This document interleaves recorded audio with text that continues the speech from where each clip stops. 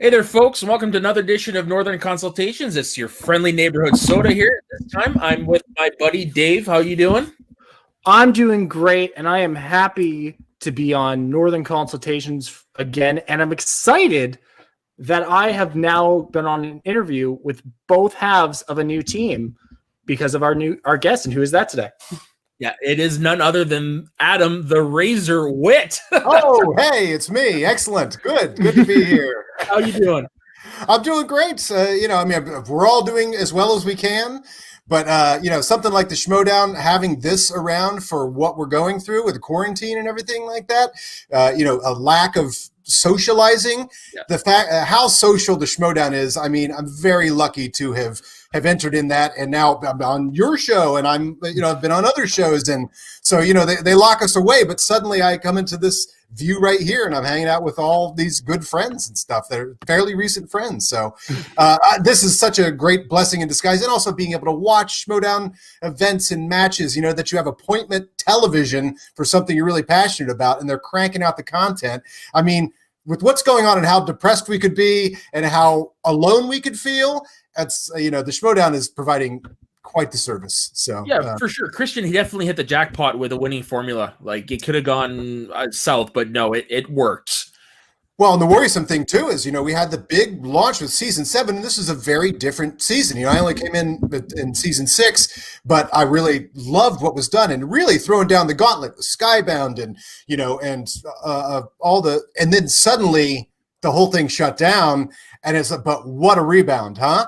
Yeah. I mean, all these tournaments and constant events and constant pay-per-views and stuff. It's like they really didn't miss a beat. They only missed a beat in a week where they're like, what do we do? And then a week later, it's like, here's what we're doing.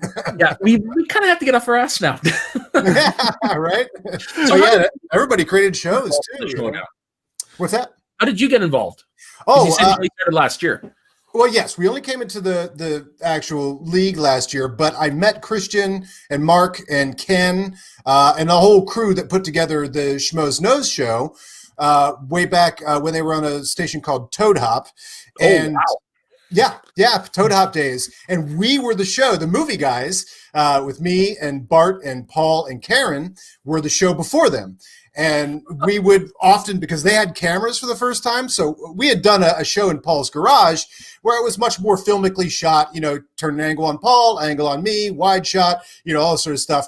So the writing we had kind of gotten going with the format of how we liked previewing movies. We were doing movie previews of the things that were coming out. And then we would do a sketch at the end of each preview, and that was fun because we were old hand sketch writers, and we love writing sketches. But once we had the camera and this live feed thing, we would bring in costumes, and we always like to end our show with a big thing. So I've always said that I met the Schmoes by them waiting outside the glass while we cleaned up props and took things off. Like, wait a minute, guys, but you were in a tight time frame on that. You had to cross over pretty quickly. So we met them there. And obviously we had a like mentality, they would watch part of our shows and crack up at our jokes. And that was the thing. Not a lot of people cracked up at our type of jokes because we're making deep movie reference. You guys get it.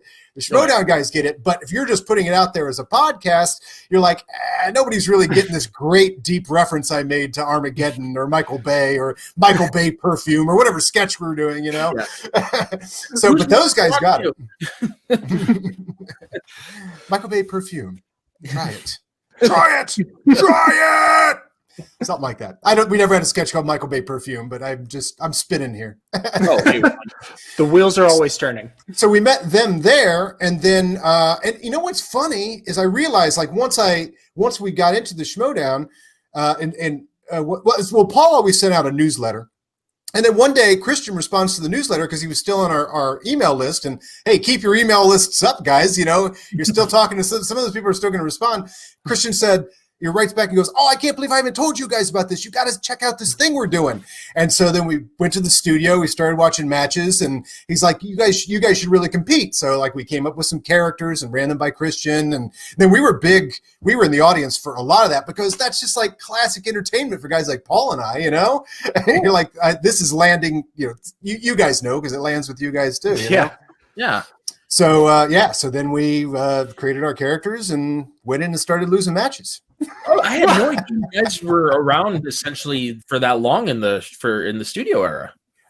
We were just around season 6 in the studio. Yeah. Oh yeah. We're in the audience for a lot of those matches in season 6 because we were trying to figure out how it all works and stuff long before we were competing. And then sitting there in the crowd stuff, answering your questions, everything. I mean, that's all a blast. Yeah. And also, that was a great way to meet all the Schmodown people that weren't competing. The first person I met was Sean Sullivan and Jillian, and they'd been in so many crowds there and stuff. I was like, well, these guys are obviously competitors, and it turned out they weren't. They were just like friends of everybody and showing up all the time. Rachel Silvestrini, I met her. Mm-hmm. I met her early on, sitting next to her in an audience, and we ended up playing her as our first match. Oh, nice! Yeah, that's just fantastic. I love hearing stories about that, and just I can even through the computer, I can feel your passion for the game just leaking through. If I'm not wrong, you and Paul Preston debuted at the Free for All that year, correct? Right, we did. That's right. We were in a lot of studios watching the matches, but our first actual competition, it wasn't Rachel. We were actually on stage for the Free for All, which, boy, that is an event, man. That is something. And what a great way. Now, looking back on it, you look at that event, that gigantic event, and you're like, that's my premiere. That's like my, hey, meet this new guy. I'm like, holy crap, I'm here on stage next to Bibiani and all this stuff. Oh, that was. What am I doing here? Wow. Oh, right. Yeah. Good luck answering questions your first time out there. I mean, I made it 2 rounds or something, but yeah. I remember when you guys walked, I forgot which one of you came on stage first, but you heard the do. And immediately I'm like, I don't, and then he's like debuting as part of the movie, guys. And I'm like, I don't know who these guys are. They have just skyrocketed to the top of my list. This energy. And then Paul had the hat and you guys had your t-shirts. And I was just like, these guys need to be in a match now. Their t-shirt. Yeah. And this is a key, that in the doot, that song. Like, that's just a key part of our sense of humor because we wanted to play the bros, right? And so we're like, oh, what's the best coming in song? It can't be some movie soundtrack. Like, what's a bro song? And we were going to go with Two Princes. I think that's what we were going for at first. What is it from whatever. What's that song? Two Princes. I can't think of the band now suddenly. You're talking to the wrong person. I want to say Blues Traveler. It's not Blues Traveler. It's somebody else. But yeah, that's Paul picked that song. I was like, oh my God, that is the greatest because it begins that. Yeah. That sold the concept of the offbeat sense of humor. I can tell. Like, who knows who John Derek is? I do, but I mean, who knows? Do. Yes. This is what Paul and I would do to crack each other up all the time. And then finally, we're in a place where people are like, that's hilarious. And I wore the John Derek in the studio. I can't remember what I wore for Free for All, but this guy played Beastmaster. I think I had that guy's shirt. Mark Singer. Mark Singer. I think I had Mark Singer for the Free for All. Nice. And Dave, so just John Derek is the former husband of Bo Derek. Yes. Okay. Yes. I always say if it wasn't for the Schmodown, I would be the person I know who knows the most about movies. And every time I talk to anybody, I'm like, I don't know anything about movies. I don't know anything. That is so funny because yes, I was absolutely the guy. I worked in a video store. I worked in a movie theater. I worked in production. All this stuff. I'm absolutely in any circle of my friends. I am the guy that knows the most about movies. And then you walk into the Schmodown and you're like, I know something about movies, not that much, which is odd, Yeah, that's how I felt too. Because I don't know if you can tell behind me, but I got a lot of movies. I did a count, and it's over 1,300. And Jesus Christ, man! I used to have a high-paying union job. Anyways, well, I'm jealous because I had that shelf in college and post-college and built it up. When I worked in a video store, I had 2 VCRs and I'd take stuff home at night and I'd crank out these cassettes. It was like a Reynolds cassette and, whatever. And I had this gigantic wall in Chicago and everybody would come over and be just like, oh my God. And then I was like, I got to start moving more and stuff. I got to get rid of it. So I got rid of a lot of stuff. My friends hate moving me because I made the mistake of putting it all in big totes.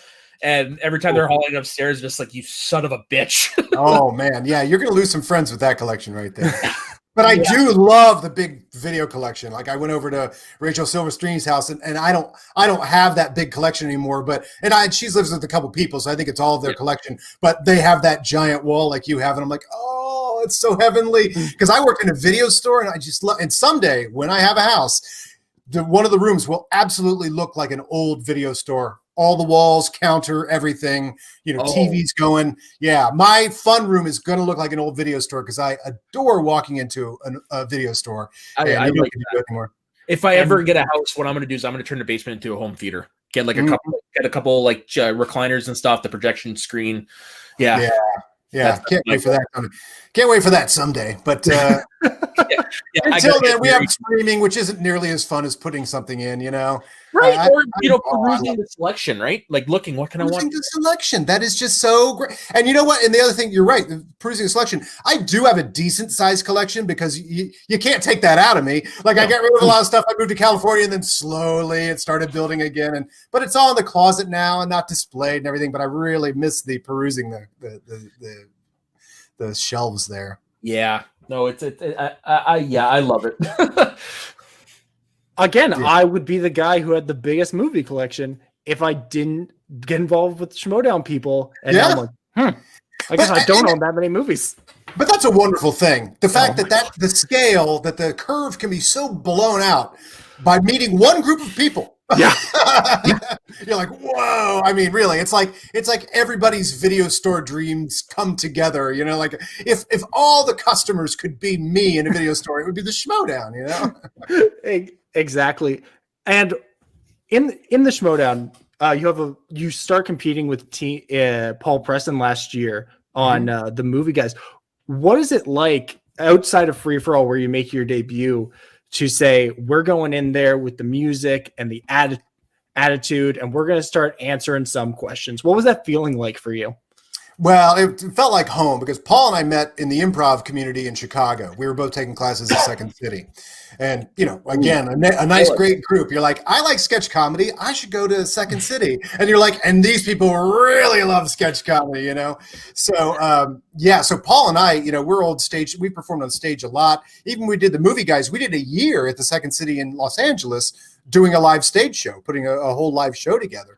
So I do love performing, and I don't get stage fright. I really get energy out of that and stuff.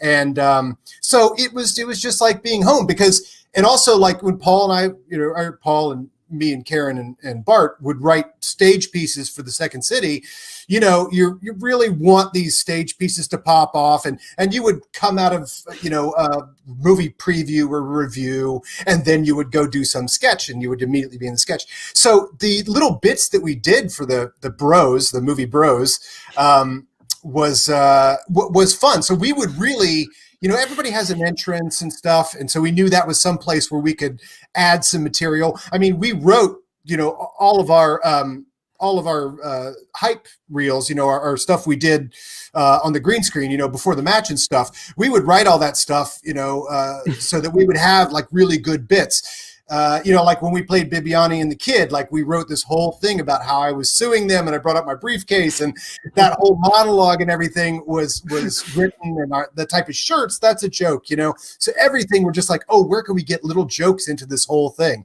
And then even for the after, when we lose, like what we're going to say in that afterwards, we had like a little punch list. We sat down and wrote a bunch of jokes, So that's pretty fun, like doing that sort of sketch prep, being able to do sketch stuff in the match. That's really fun. Like it's not just answering movie questions, but the fact that we get to be hams, we get to be performers, we get to bring props, we get to make shirts, all this sort of stuff. It's definitely like throwing up a show in an old black box theater in Chicago. It feels like home. Yeah, so you got it right away as soon as you saw it, like, I got this. Oh yeah. Oh well, and Paul and I got into wrestling at the same time in Chicago. That's what I was going to ask. Like, are you guys wrestling fans? Yeah. Well, absolutely. Well, the Attitude Era for sure. Heart represent. Oh, nice. That's great. Yeah. Well, and so I had been a wrestling fan when I was a kid because I've always said wrestling perfectly dovetailed to the end of Star Wars, because as of Return of the Jedi, they were never going to make those ever again. That was just for a couple of years. They said we're going to make another Star Wars movie, but that faded away. And you didn't have Star Wars, and I was growing up too, so you weren't supposed to be playing with Star Wars toys. Meanwhile, I have Star Wars toys off camera right now, but yeah, right.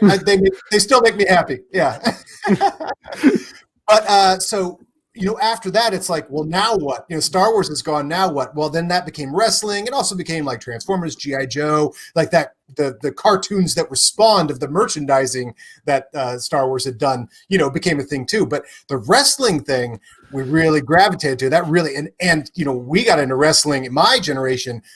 It was the perfect. It was Hulk Hogan and Nikolai Volkov and Iron Sheik and Roddy Piper. And, it was like Macho Man. And, it was just also perfect. Hillbilly Jim. Everybody remember Hillbilly Jim? Oh, I do. Funny enough, that's actually still my favorite era to go back and watch on the network is that 80s, 90s stuff. Oh, yeah.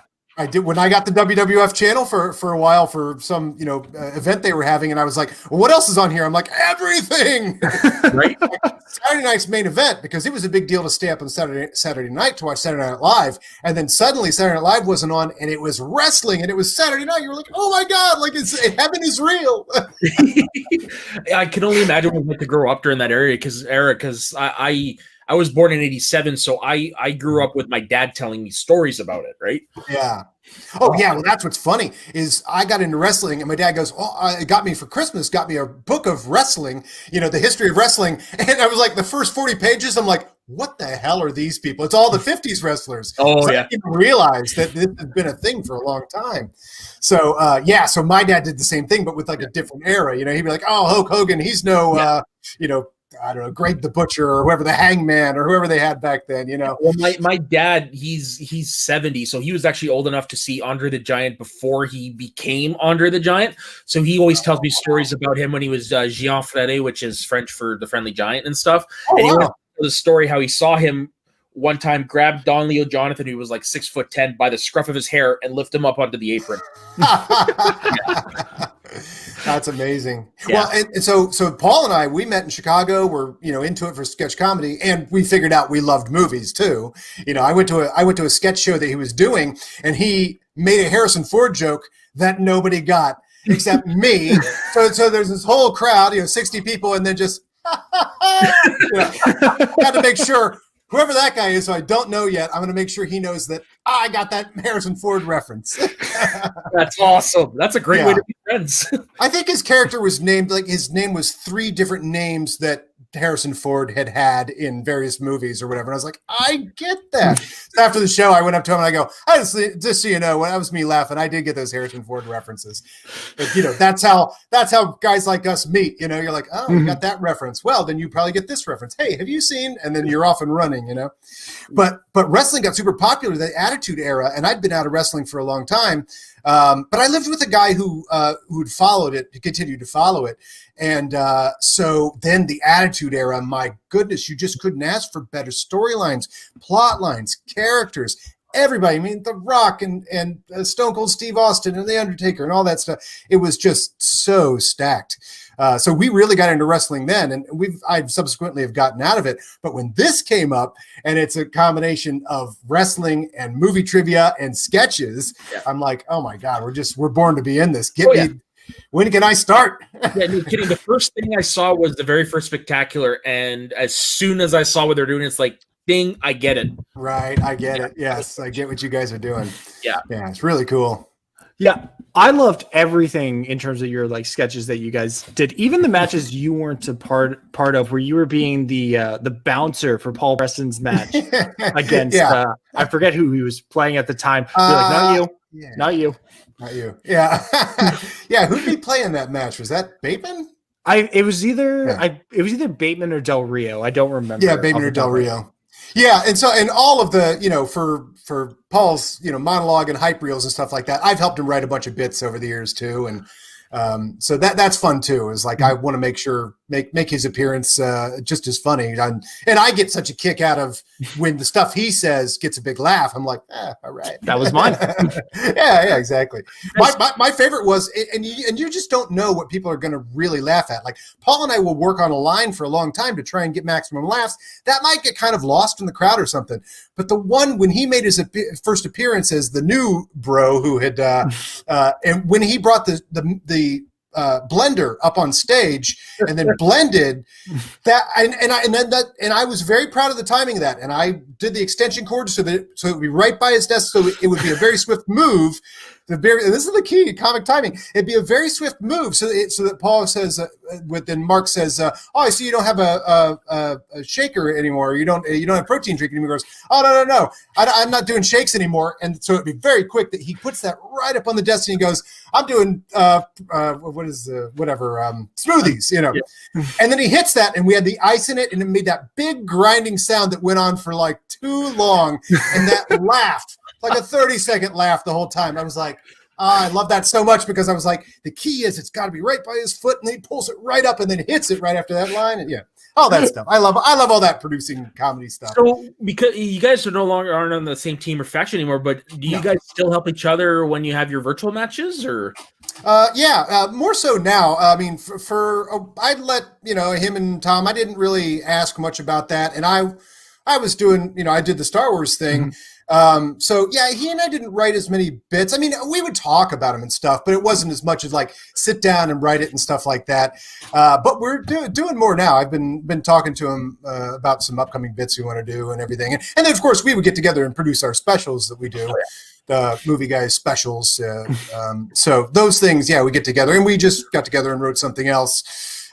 So yeah, we're always working together, and we're trying to produce a regular show coming up too that we want to work on. So ooh, nice. I'd be down to watch that. Yeah, well, good. And that's the great thing too, is like, unlike when we did the movie guys for 7 years, we do have an audience. Like, we know these jokes are going to land, or whatever content we do that's movie based, and the way we're nerds about movies, it lands. And you guys are a great example. God bless you. Thank you. Yeah, you're welcome. Oh, we're just doing our part. Now, you talk about Raiden bitch for Paul and stuff, and we saw him go off and do singles last year. Did you last season have any desire to get into singles? Or obviously we saw you jump into Star Wars this year. Was that something you were thinking about last year? Well, yes, thought about always. Paul pushed me into Star Wars because when we would sit there, and he knows I know a ton about Star Wars. I know it, but again, it's the scale you talk about. I know the most about Star Wars of anyone. Oh, hi, Schmodown. Maybe I don't. Maybe I've never even seen these movies. You watch a Schmodown match. You watch Alex, and you're like, have I seen Star Wars? I think I have. Right. But we would sit there in the crowd, and I had a great ratio, filling out the questions or whatever. But the idea of doing Star Wars seems quite intimidating. And the same thing with singles as well seemed more intimidating than with teams, because sometimes I have trouble with actors' names and stuff. But with Paul, I can go, it's the director of Battleship, and the director of the one where Jon Favreau kills a prostitute, and the director, John Berg, or whatever, or Peter Berg. Yeah, I know that, that sort of thing. We have that communication thing, and for years, the joke and the movie guys, if you watch any of our old podcasts, is I don't call anybody by their real name, because in my writing, if I'm trying to think of their name and I can't think of it, I write a funny way to describe them, and that became kind of like my humorous way of describing certain actors and stuff. So then when it came to the team, it was good because I could then say to Paul, like, it's the director of Pink Panther. It's like, oh yeah, him, because I know all the stuff. I just can't think of their names a lot of times.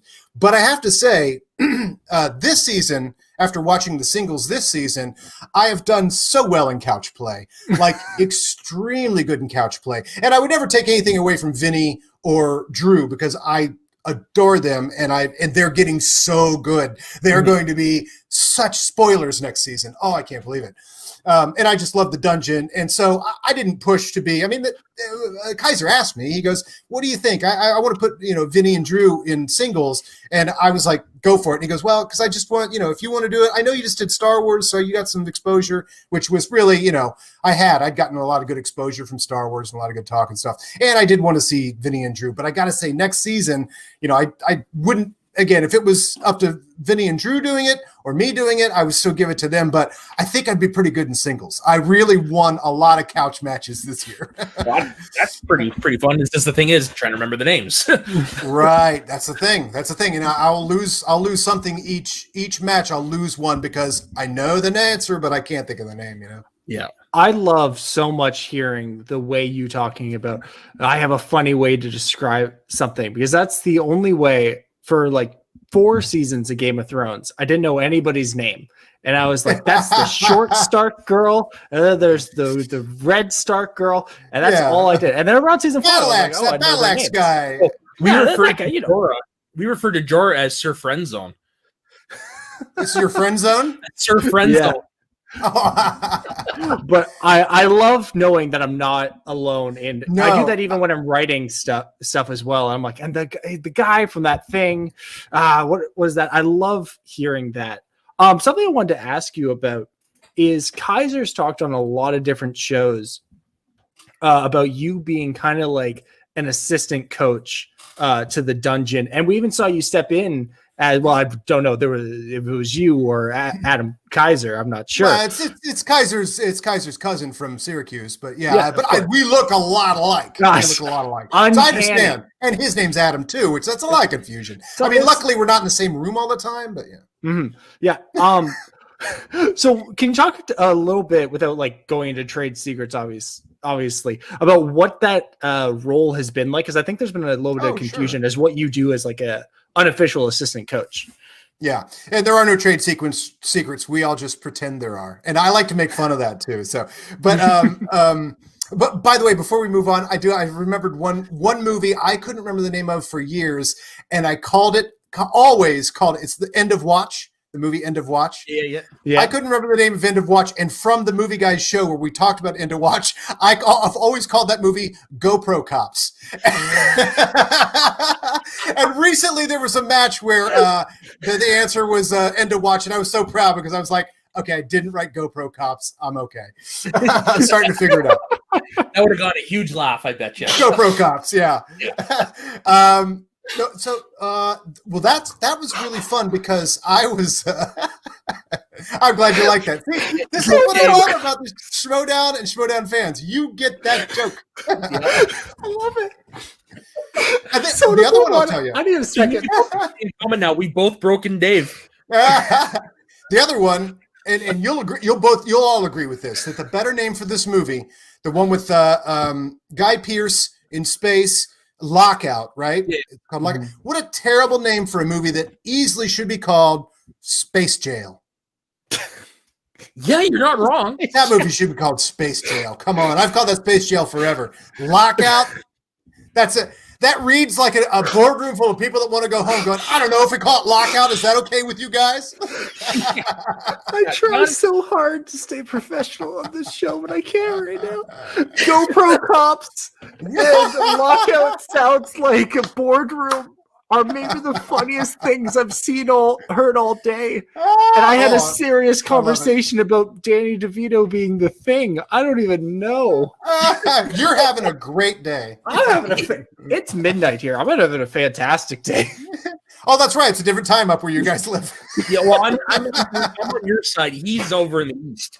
Right. Yeah, I just like pretending I don't know things like that. I'm like, oh, what time is it up there? It's the same time zones, you idiot. Yeah. Hold on, I gotta go warm up the igloo.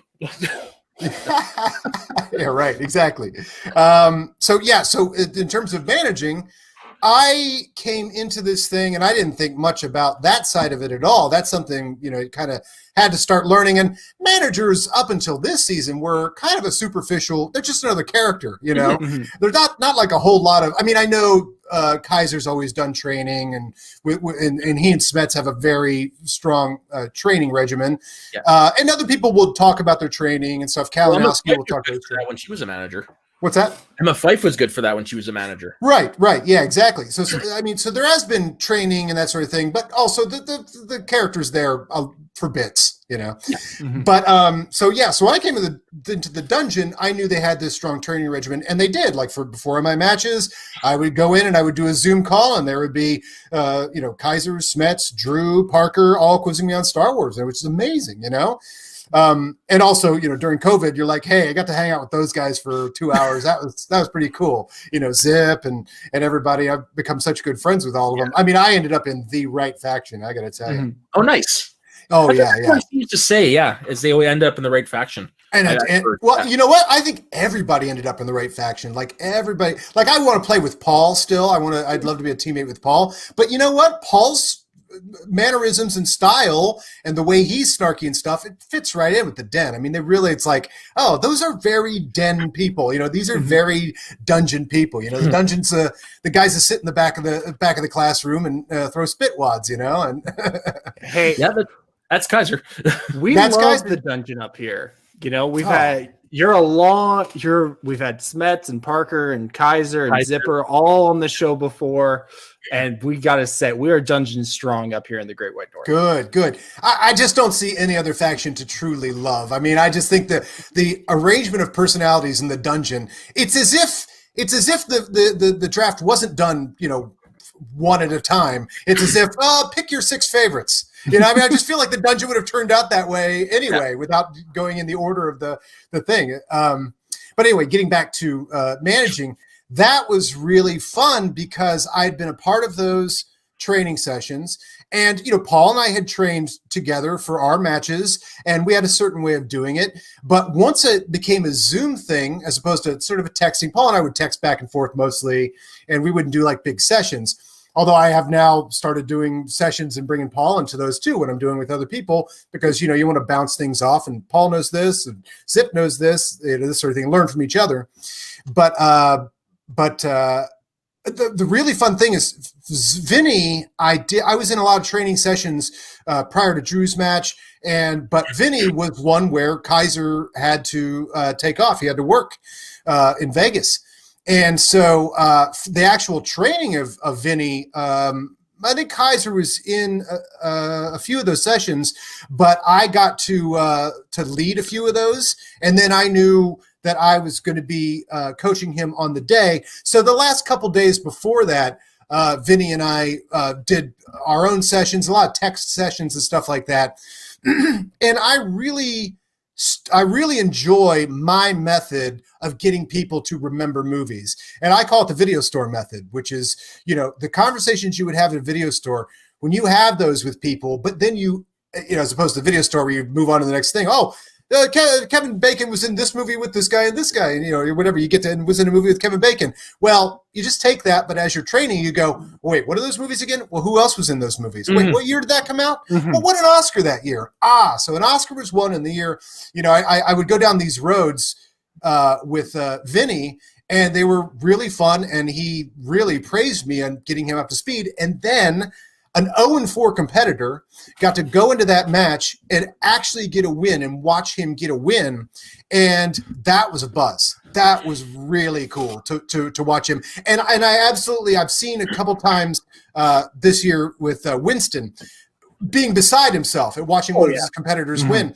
And, that's really infectious. When you watch Winston with Cabrera or, a bunch of his wins where he's just surprised and he's so happy for them. He's so happy that they took this journey together. It's all there in Winston's reaction of just like, oh my God. Like that I felt the same thing for Vinny when he won that first match. I was like, oh my God, like Vinny really won this thing. And you're sitting behind the scenes, you're watching the feed, and behind the scenes, in case I have to call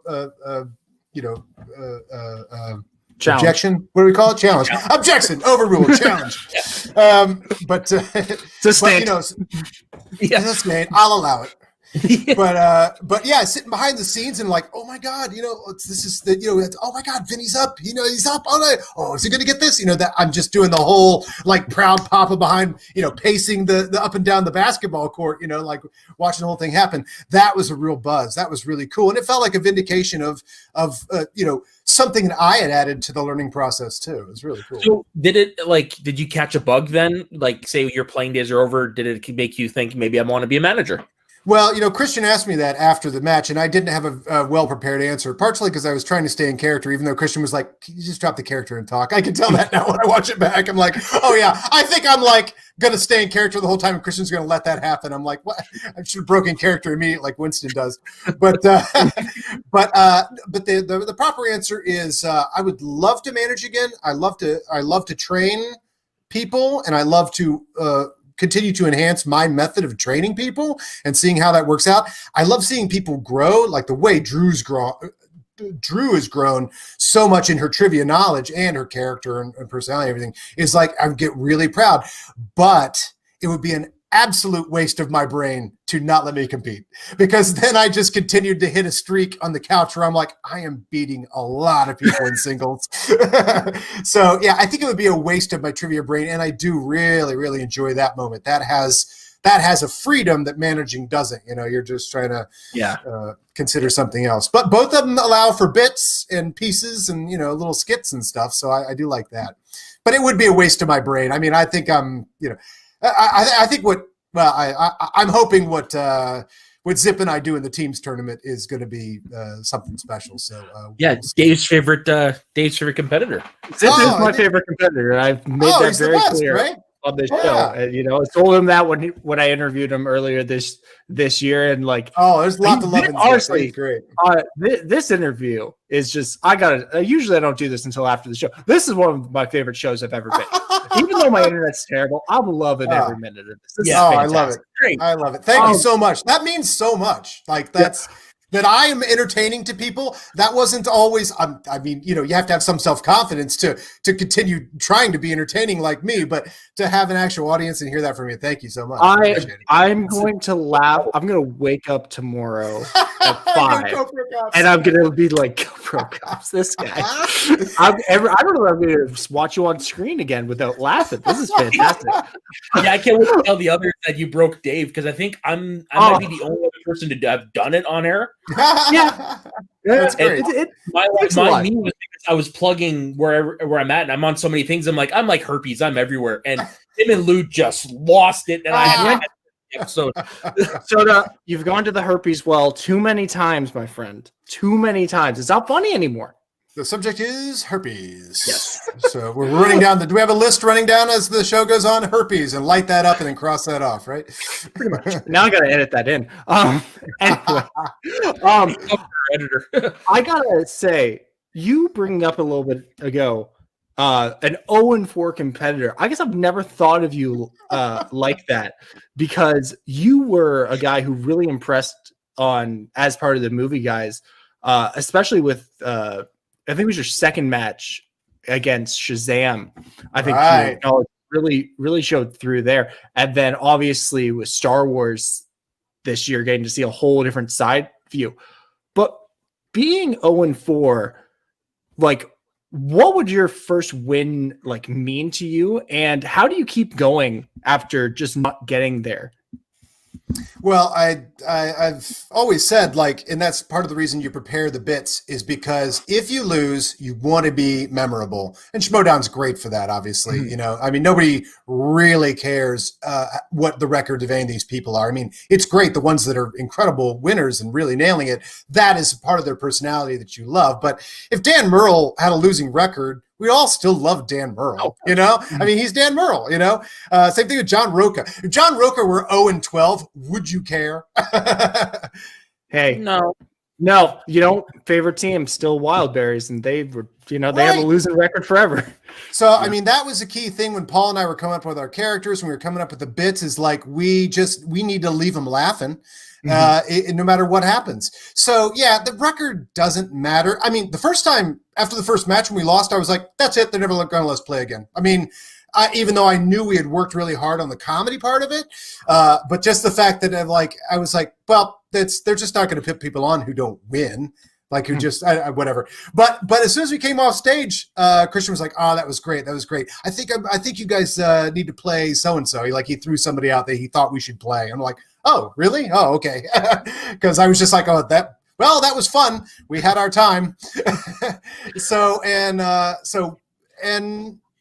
Yes, it doesn't. I mean, look, you ask how I'll feel when I actually win a match. I will feel quite vindicated because Paul and I know a ton about movies. I mean, Paul just lost a match. He's lost 2 matches this year, I think, and one with Tom early in the year. That's right, and then and it's like Paul is a movie genius. It's just so it's very frustrating, and it's determined by the wheel, and that's a part of the game and everything. So I take that a little more in stride, whereas Paul's just like, come on, I know this stuff. This is ridiculous, And then he'll go home and couch play and beat everybody. And he's like, I think I have the belt from couch play right now. I think I beat Dan Merle in that match or whatever. But so, yeah, I guess I would love to win. But it is really fun that when you don't, like in the Star Wars match, when I didn't win, the fact that it was all praise. It was nothing but praise. Not a single person had a negative thing to say, and I blew it, and I would look like an idiot too because I was being a total maniac in that match. But probably within character of me to be that type of maniac, to be a dick. I mean, you're allowed to be a dick. That's your character. I'm like, good. Then Sam Levine, let's go. Let's do that. Because if I can get away with, calling you names and stuff, which in the moment while I'm competing, I really do mean screw you. And nothing personal, but I'm in character. I'm in the game, and Sam Levine's in character, and he's in the game, and he's saying screw you, and I'm saying screw you back. That was pretty fun. I wish I had won that match. The real killer on that one is the week after on couch play, I beat both Cabrera and Knapsack on the couch, like handily.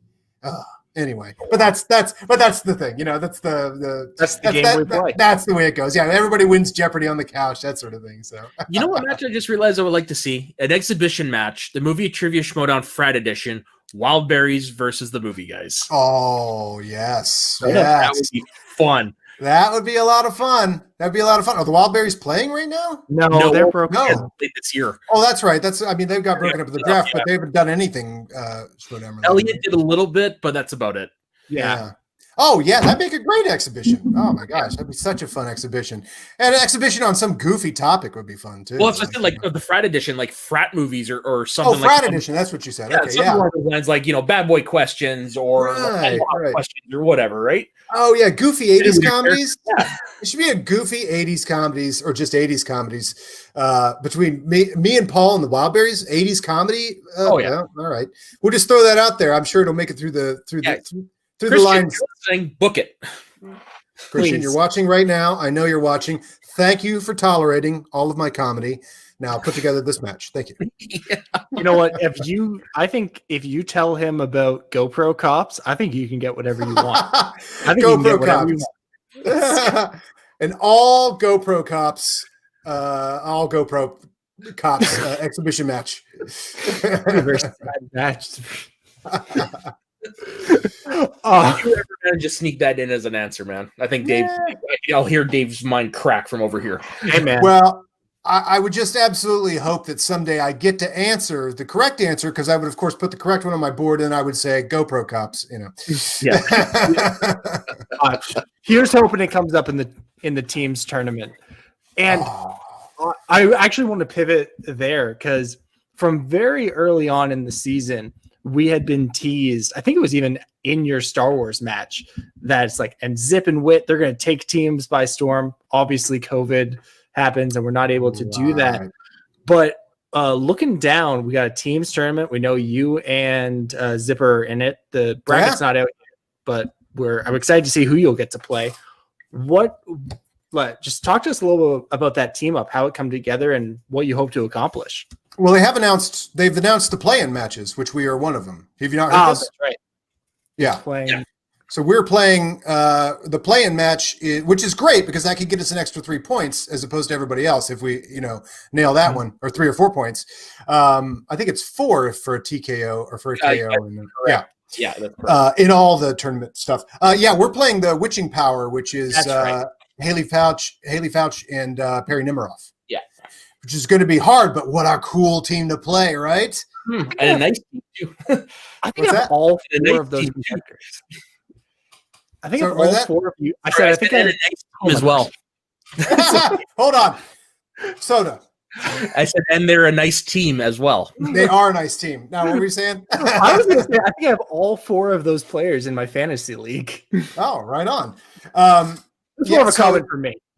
But here's the great thing. So we get to play them, which is great. I mean, that's like everybody's going to watch that match. They're a great team. And we've been talking about ourselves since before COVID because we were supposed to be doing teams matches like that month or something. I mean, Zip and I would have played regular matches. A lot of regular matches went out the door in favor of tournaments. So yes, it's actually a long time hype for us as well to get to play. In fact, the props that we're going to use in it, I bought back in March.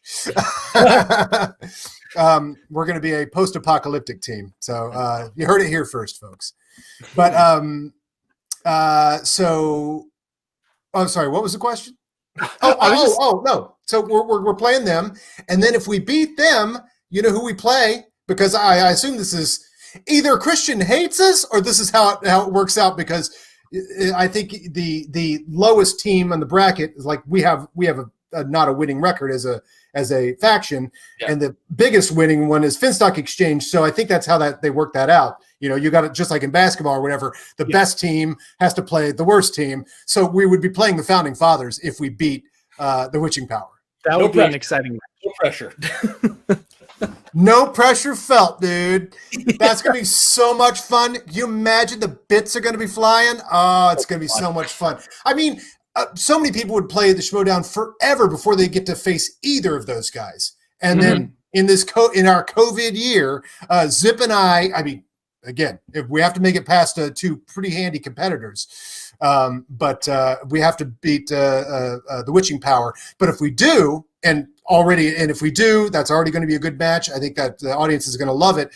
They know the next match is that, and you know, can we beat them? Of course we can. There's been upsets all over the place this season. You realize the chance of us beating them is greater than ever. Oh, yeah, for sure. Shannon said it right. This is the season of upsets, hands down. Yeah. Which do you think was the bigger upset this year?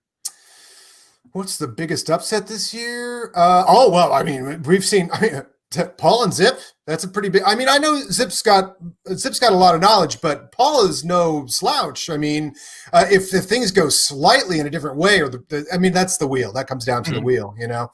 But the biggest upset is. For me, it's Perry and Mike Kalinowski. I still say that's the biggest one. That's a big one. Oh, and Roka, who beat Roka? Yeah, that's a big. But, you know, Adam Collins was a bit of an unknown quantity. Yeah. So that's also us kind of figuring out, like, Adam Collins is really here to play. So I'd say you're right. The Kalinowski, Perry. I mean, but Perry hasn't. Did she play in the past? I don't think. Is that her first game? What, 3 years ago? I think it was like season 4 or 5. On there. Right. She's got a couple matches, but still it's like, but yeah, that's a big one. Yeah, Mike is coming off, you know, finalist for the IG tournament. He just won the team belts. He's been on such a roll that it was just like, holy yeah, shit. You're right. He was on such a big roll that really was like, oh man, it's like this. The Kalinowski always gets a storyline of Kalinowski ascendant, and Bateman gets that storyline too. Yeah. So it really was like a Kalinowski ascendant, even though Chance, you know, won their thing, but still it's a victory for both. That was the, you know, sort of thing. So yeah, that was a pretty big upset. Yeah. It's been pretty cool. You're talking about storylines and people getting these ascendancies.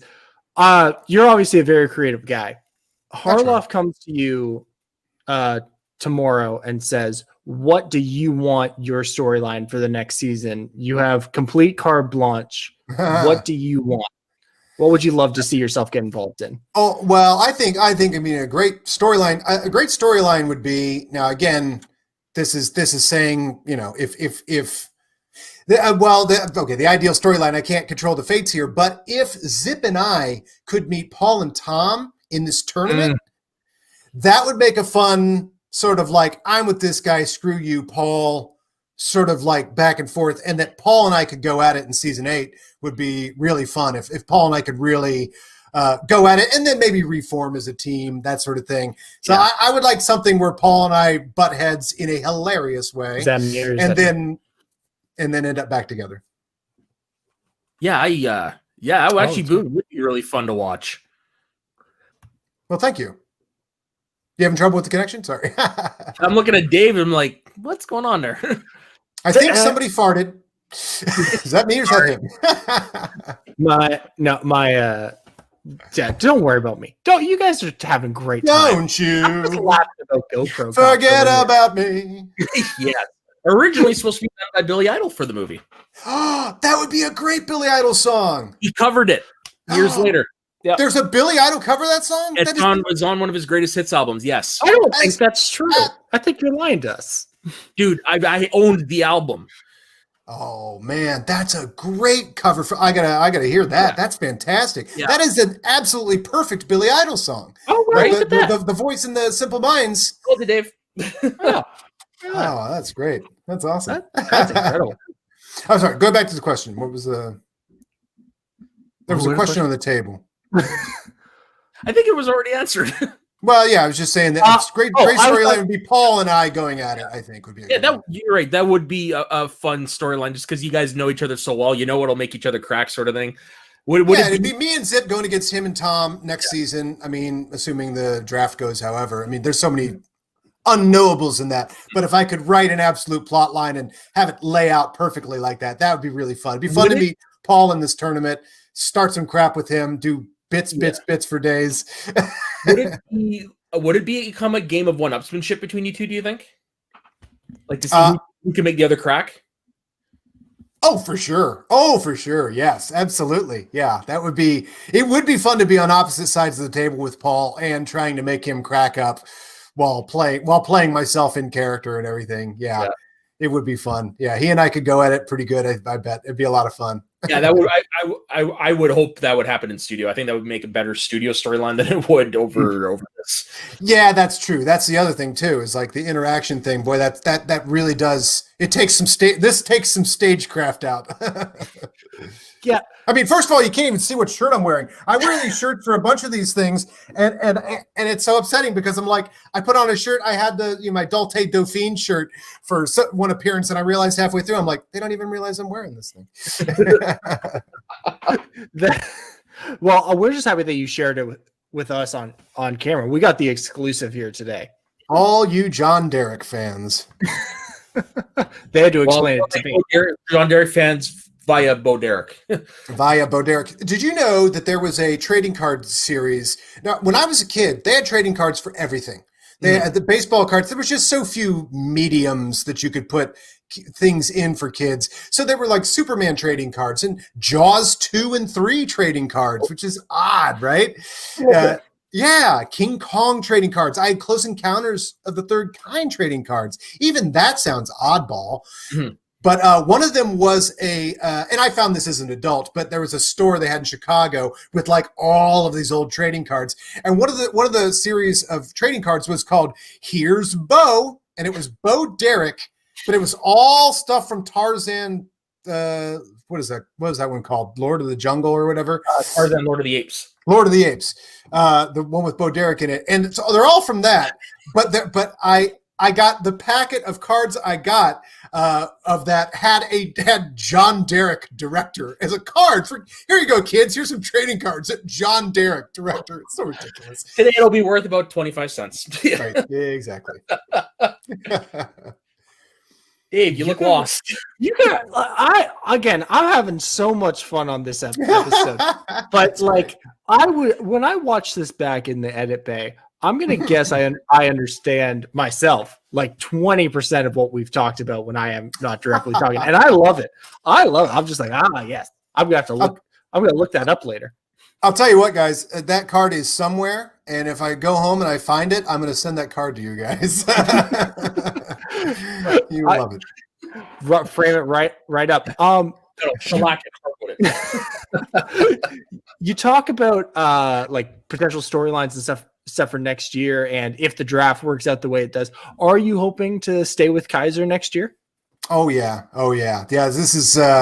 This team has been very fun. The whole thing could have gone very differently, and of course, I'll tell you what. It was an absolute shock that I got drafted by Kaiser when he drafted me. I was shocked. I knew Paul was going to go early, and he's a better competitor than I am. I mean, I didn't show up well in some of those matches It's certainly our first match. I showed up terribly. Oh my God. I was like so frazzled. I was answering weird answers, but so it was like well known, and I didn't fight it either. It was like well known and sort of referenced that, well, obviously Paul is the talent of the team. And I wasn't going to fight that either. I'm like, yeah, I'm okay being a goofy sidekick guy. But so it was amazing to get picked that early. It was like a huge vote of confidence and a huge vote of faith. And I was like, well, I gotta reward that. Like I have to do well this season. And maybe as a character I have, but the character you've hit it out in spades. Yeah, This right. interview Yeah, is yeah. proof enough. I mean, obviously the Dungeons record is, and it's all like it's all razor thin. You know, Drew's loss was razor thin, and so I did end up definitely in the right team because yes, I lost my matches so far this season. I think the great vindication of the dungeon will be coming up in teams. But yes, I absolutely did, because the mentality is, the first night we all went out and had drinks and everything. And there's the first tweeted shot of all of us standing on the street hanging out together. It's like, these are the guys I'd be hanging out with anyway. Like if we hadn't had a draft today and we were at the bar and I went around and I introduced myself to everybody, I would eventually circle back around to Kaiser and Zip and Parker and and Smets, So yeah, that was really perfect and quite a statement of faith for Kaiser. And really it came from the video that Paul and I did, the For Your Consideration, that we released on YouTube right before the draft, of saying you could select us or you could select these other people. And then we wrote a joke for about like 30 different competitors and ran down those jokes. And when Kaiser saw that, he didn't go look up my record. He didn't look up how I'd done with Shazam, or maybe he did, but against Shazam. But he was like, I got to have this guy on the team, I think that's the right attitude. Don't look at my record, Yeah. Speaking of that video, one of the funniest things, I don't know if it was, thank you. I don't know if it falls into 2019 or 2020, but one of the funniest things I've seen, I forget which competitor it was, but you had all these like really like well crafted ones, and it comes down to someone and you're like, just kind of a dick. Just no joke here. Just kind of a dick. Yeah, that's a great lesson in comedy too, that we're blazing through them, and then for that one we just lose all of our energy and then just get real serious. That was really fun. And I told Janine ahead of time, I'm like, we're doing this thing. I'm like, I'm going to call you a dick. Is that okay? She thought that was really funny. Yeah, exactly. I mean, what are you going to say about Janine? Yeah, she's not a dick, but for sure. So that's why that joke lands, is we know that Janine is not a dick. She was actually the very first interview on one of the first interviews we did. Yeah. Yeah. Oh yeah. Oh, she's wonderful. Oh, and I loved her win was awesome. She just won. Her match was awesome. She earned it. She deserved it. Yes. Oh my God. And you love seeing a second round like she had with Audrey Hepburn. Audrey Hepburn. Oh, you love seeing that. Yeah. Like it was a buzz when Paul and I went 4 for 4 with directors, because we spun directors against Shazam. Yeah. And it's like, feels so good, but like, and having had that feeling and then seeing her just like burn through that Audrey Hepburn. Oh, those are great Schmodown moments like that. Yeah, when I saw her spin that, I was like, okay, I know enough about her. She's got this. Right. Oh, that's so good. It's fantastic. And we're loving talking to you right now. We're going to start to wind things down here, but there's a couple of questions that we always like to ask everyone who comes on, because even though you've shared so much with us, and one of these questions may be a moot point, but the first one we like to ask is there something that our audience or the Schmodown audience at large doesn't know about you that they'd be surprised to hear, or that'd be very interesting? I think earlier this season, you gave us one where you said, I'm going to play in Star Wars. Because if you had asked me last season, pick someone to play Star Wars, you would have been like the 90th person I would have picked. Just based on the bro-y attitude. I was like, I don't know. But then you came in. Those can be nerds too. That's fair. Well, that was what was funny. Well, okay, to give you one thing you might know about me, I hate Canadians. Other than that... Oh, okay. Fair enough. That's fair. Yeah, we're not. I- We're not that nice. I hate countries that abut the United States. No, anyway. That's a total lie. Which I is love all both of them. but I've because never of been to the either. circle. Yeah. No, but seriously, folks. The Star Wars thing was interesting because I'm a gigantic Star Wars fan, but again, you go to the Schmodown, you go, oh my God, Alex Damon, I don't know anything about Star Wars. But Paul just knew when we were, playing in the audience and stuff, like, yeah, there was just no Star Wars question you could stump me on. Yeah. And so then when Kaiser, that was when I decided to do Star Wars, because Kaiser had not drafted anybody that could do Star Wars. And Paul said that, and he'd been asking me for a while. He goes, you should play Star Wars. And actually, before season 7, not that many people did Star Wars. This was the first season where, like, a lot of other people were asked, one person from each faction was asked to do Star Wars. And so so as soon as Kaiser drafted me, Paul said, you should go tell him you'll do Star Wars. I go, oh, that's great. And I ran up to him and I was like, by the way, I want to compete in Star Wars. And he goes, you do? And I'm like, yeah. I'm great. I'll be great in Star Wars. Like, oh, okay, great. So that took that off of him, that for the rest of the draft or whatever, he didn't have to concentrate on a Star Wars guy.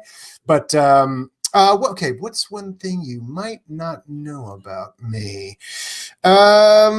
Let's see. I have the movie Fletch memorized. You might have guessed that about me. I think the depths of my knowledge of Star Wars would probably unfold. Let's see. Okay, we covered Second City, right? So you might not have known that I was. Well, you might not have known. Here's one thing you don't know about me. I had and continue to maintain regular shows with a sketch comedy troupe that performed for 10 years in Chicago, which was quite widely known, as pretty well known to a lot of the people that we went to classes with. I was in a famous sketch comedy troupe, Chicago famous sketch comedy troupe called Schadenfreude. That's one thing you might not know about me. And we had 60 episodes. We had a radio show for 60 episodes, a radio theater show on Chicago Public Radio before Ira Glass. Where is lead in? Or no, after Ira Glass? After Ira Glass. So for an entire year, we had a show after Ira Glass in Chicago that was entirely verbal sketches, like radio theater. Wow. So that's something a lot of people don't know. Yeah. Very proud of that stuff. That's but really it's cool. It goes way back now. Although when COVID started, we did a couple specials on Twitch with my comedy troupe, which is really fun. Was there anybody out of that group that like exploded? Adam Witt. Besides Adam Witt. Besides me. Well, I mean, exploded in our own ways. I mean, Kate James, you could see on a number of commercials over the years. And Justin was a host at WGN Radio for several years. And Sandy was a character on a commercial. This might be more known in Canada. Actually, Sandy lives in Toronto, actually, and he worked with Toronto Second City for a while. But he did a commercial for, and I'm forgetting what petroleum company, where there's like a character that you would see when you go to get your gas. There's a guy doing skits and bits on the thing, and also on their website. So he actually might be more known in Canada. Oh, fair enough. So we're known in our own way. But the answer you're looking for is we did classes and did shows with Seth Meyers, Jack McBrayer, Jason Sudeikis, Ike Barinholtz. Those are our contemporaries. Wow. Pete Gross, TJ, the Sonic guys. Do you have Sonic Burger in Canada? No, not where I live. I don't know about Eastern Canada. No. Yeah, that's an American thing. Yeah. But so we had a lot of like famous people that we performed with and did shows with and everything like that. We ourselves only got about this famous. Yeah. But hey, for me, this is a tremendous level of fame. I mean, I got a Instagram thing from a guy in Greece who's just like, "Hey, Adam, love you in the Schmodown. Hello from Greece." I'm like, "Oh, okay, wow, okay, that sounds Yeah. You guys in Canada? I mean, I'm an international sensation. This is what I'm saying. Yes, you are. I could say that. And then the last question that we get some fantastic answers for, and I'm already very excited to hear what you're going to say, is if all movies were going away in 3 days from now, all movies are going to be taken away. They're not making more movies. what would be the last 3 movies you would watch as like a farewell to the medium? The medium is going away, and I can only watch 3 movies before they're all gone. They're all gone forever. Ooh, wow, that's an interesting question. I have a boring answer, though. Go right ahead. The question is, which 3 Star Wars movies do I watch to send the medium of cinema off to the great beyond, off to the Force, off to hang out with Hayden Christensen and Yoda? What? It's an Attack of the Clones. See, this is the problem. Is like you say that right now, that was not going to be one of my top choices, and now I'm like, oh, if I could never watch Attack of the Clones again. Oh, so if I could never watch a movie again, I mean, my Star Wars Episode 4. This is, although you know what, I'm actually going to cheat on Star Wars. I would have to watch Star Wars. I would have to watch Raiders of the Lost Ark, and let me pick an outlier. Let me just think of something that I just truly enjoy, but isn't one of my main ones. Oh, you know what? Just as an outlier, just because, well, that might be a bit of a fib. I was going to say, for a few dollars more. Oh, very nice. I was going to go Once Upon a Time in the West, but I just watched that. I was going to say, it's fresh. It's fresh. But, in the process, I just watched that, and I just watched Good, the Bad, the Ugly. And what occurs to me every time I watch The Good, the Bad, and the Ugly is I really want to watch For a Few Dollars More. That just remains my favorite of those. I think the Once Upon a Time in the West is the greatest Western of all time. I mean, just hands down. Nothing can beat the level of play in that movie. But, you know what, though? No, wait. I'm watching Hateful Eight. There we go. There's my outlier. Yeah. I just watched that again. But you know what? It's still going to be one of my ones I watch before we say goodbye to cinema. That movie just gives and gives. So, yeah. Pretty good choice. Yeah. I always love this question. We get a lot of great answers. Your team's partner, Eric Zipper, he ended up pitching a crossover between Mad Max Fury Road and Sophie's Choice as his final film. So Sophie's grabbing I think we came down to Sophie was going to grab her baby or the Doof Warrior. So we always get great conversations out of this. That's great. What did Parker say? I don't remember what Parker said off the top of my head. What Kaiser say? Oh, let me guess what Kaiser said. Tango and Cash, Fletch, and Bachelor Party. I don't know.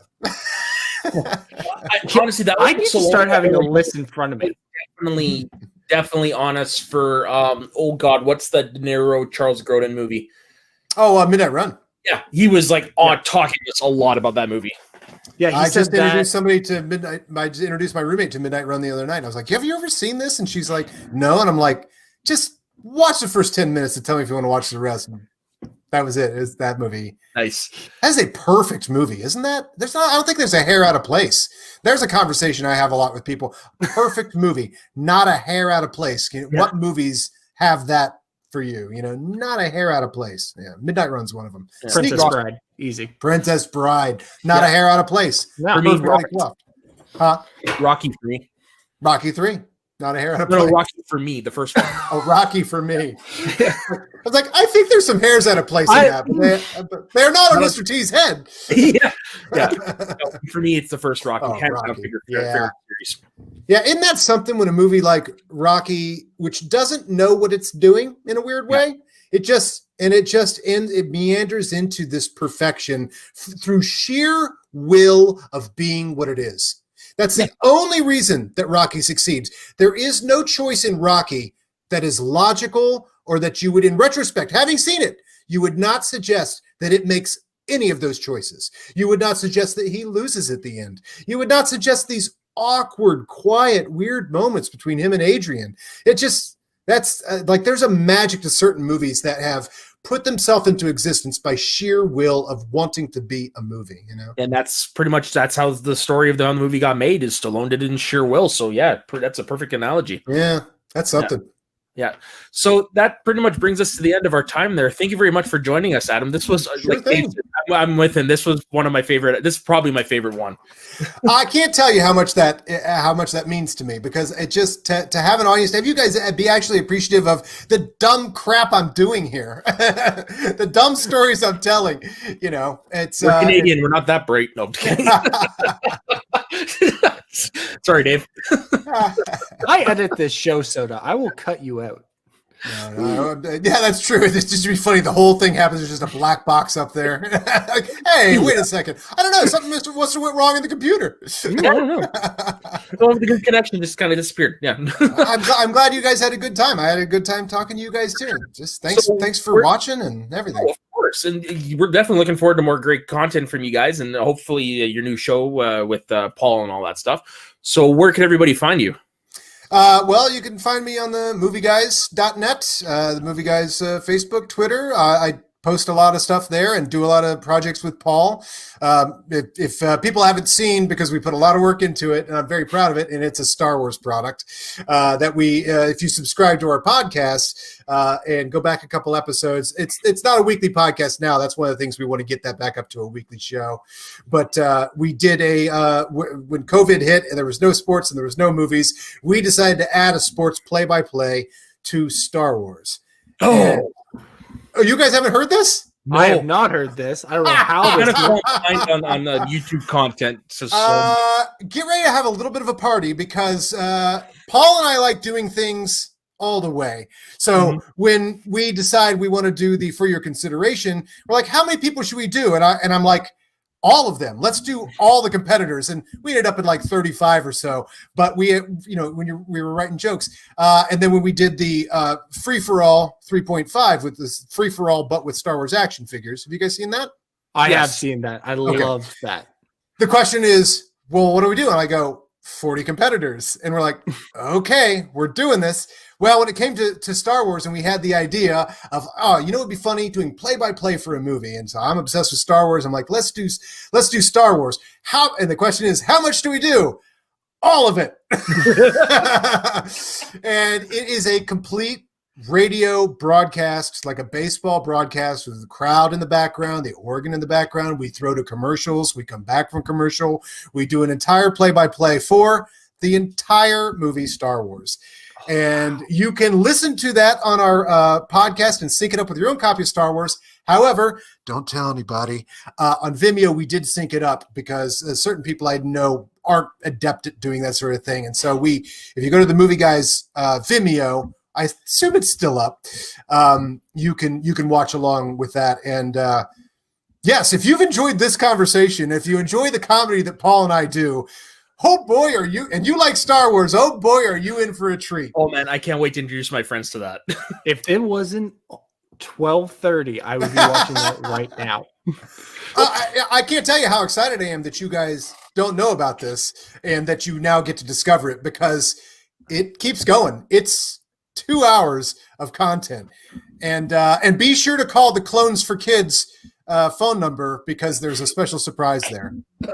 You guys, I don't know if you guys have a commercial called Cars for Kids, right? This might be an American thing. No. And on every AM radio station, well, let me let you in on this joke. In every AM radio station, in every baseball game, they cut to a commercial, which is the most annoying song. You'll hear a parody of it in the Star Wars play-by-play, and it's Cars for Kids. And what it is you trade your old car in, they take the money and they give it to charity for children, right? But it's the worst song. Look up Cars for Kids on YouTube. You'll see the original one, and it's obnoxious. So Paul and I did one, and of course we're doing Star Wars parody commercials. We did it Clones for Kids. And the phone number works, and there's a special phone number there, which oh yeah, that's definitely going right up to the top of my watch later. For sure. Now, and also, by the way, that phone number is, I'll let you in one other inside joke, because this is, sometimes Paul and I just do jokes for 20 people. But we had a fan expo pre-COVID for the Schmodown, and we got to meet a lot of the people that do shows like you do and everything. I've made some good friends that way, and so we got to meet all the fans from the Schmodown, and everybody got to have a table. Now there's a giant line behind the tables for Bateman and all these people and stuff. You know, I mean, everybody's makes their way around to us eventually. But Paul and I had a table we put together where we would sign headshots of other competitors. We didn't have our own headshots. So we would sign headshots of Mark Ellis or Ben Bateman, and then Christian Harloff. We actually had a photo of Dane Cook with Christian Harloff written underneath it. Yes. Somewhere in our Twitter is a photo of the table or whatever. And the other thing you could get, you could enter a drawing to win the poster for Uva Balls, which is an energy drink that Paul and I created. You know Uva Ball, the director? Yeah. The guy who actually Jeff Snyder many years ago. Hey, who did he beat up? Oh, Jeff Snyder. You didn't hear about that?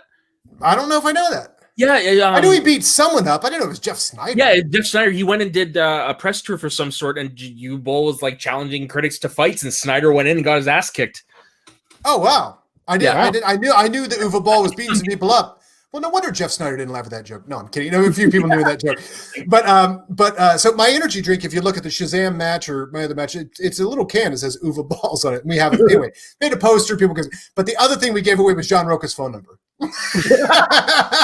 Oh, he must love that. Well, but the thing was, and you'll hear if you call Clones for Kids, you'll hear basically a sequel to that bit, which is we had him pre-record the phone number of like, this is my personal phone number. I can't believe the movie guys gave this away total in character.